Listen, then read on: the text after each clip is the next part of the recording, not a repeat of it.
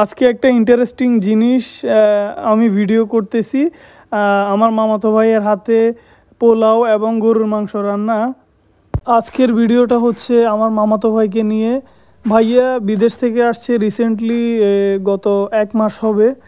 উনি আমাদের বাড়িতে গেছিল, ওখান থেকে আসার পরে ভাবি মেবি বেড়াতে গেছে, আর আসে নাই। তখন ভাইয়া রাগ করে রান্না শুরু করছে। মানে উনি বুঝাতে চাইছে যে বিয়ে করা ছাড়াও নিজে রান্না করে খাওয়া সম্ভব, কারণ উনি যেহেতু দেশের বাইরে ছিল, অনেক অভিজ্ঞতায় ওনার আছে। তো আজকে আমি সেগুলো ভিডিও করছি। উনি কি করলো না করলো একটু চেষ্টা করছি আর কি সেটা তুলে ধরার জন্য। উনি খুব এক্সপার্ট, বেশি সময় লাগে নাই, উনি খুব কম সময়ের মধ্যে অনেক কিছু রান্না করলো, মানে যেটা আমার চিন্তা ভাবনারও বাহিরে ছিল। সাধারণত কোনো মেয়ে মানুষ এই কাজটা করতে অনেক সময় নিয়ে থাকে, কিন্তু ভাইয়া খুব কম সময়ের মধ্যেই কাজটা শেষ করছে। আমি মনে করি একজন পুরুষ মানুষের অন্তত রান্না করার গুণটা থাকা দরকার, বা রান্না করতে পারাটা অনেক বড় একটা কাজ। যখন একজন পুরুষ মানুষ দেশের বাইরে কোথাও যাবে, প্রবাস জীবনে সে নিজের মতো করে মুভ অন করবে, প্রথমত সে নিজে নিজে যদি রান্না করতে পারে তাহলে সেখানে তার জন্য সেটা হেল্পফুল হয়। ওই হিসেবে ভাইয়া অনেক বছরের অভিজ্ঞতা, রান্না বাইরেই শিখছে। সেই জন্য আজকে ভাইয়া ভাবির সাথে রাগ করে উনি আসে নাই, সেজন্য নিজে নিজে রান্না করতেছে। আমি ওনার থেকে ইন্সপায়ার্ড হয়েছি যে না, রান্নাটা শিখা অন্তত দরকার, যাতে কখনো বউয়ের সাথে ঝগড়া হলে নিজে রান্না করে অন্তত খাওয়া যাবে।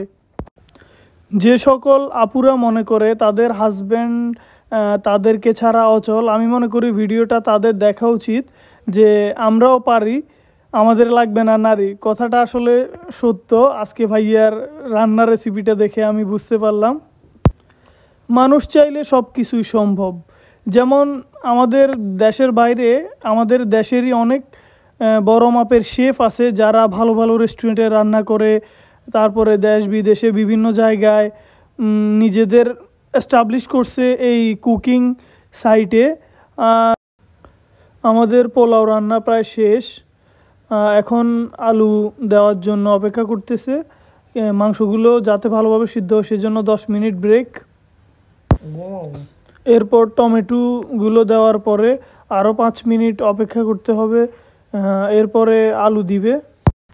এরপর আলুগুলো দেওয়ার পরে ভালোভাবে নেড়ে চেড়ে আরও 10 মিনিটের মতো অপেক্ষা করতে হবে আমাদের পুরো রান্নাটা কমপ্লিট হওয়ার জন্য।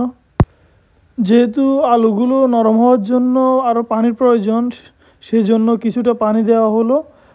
এরপরে কিছুক্ষণ অপেক্ষা করতে হবে আরও।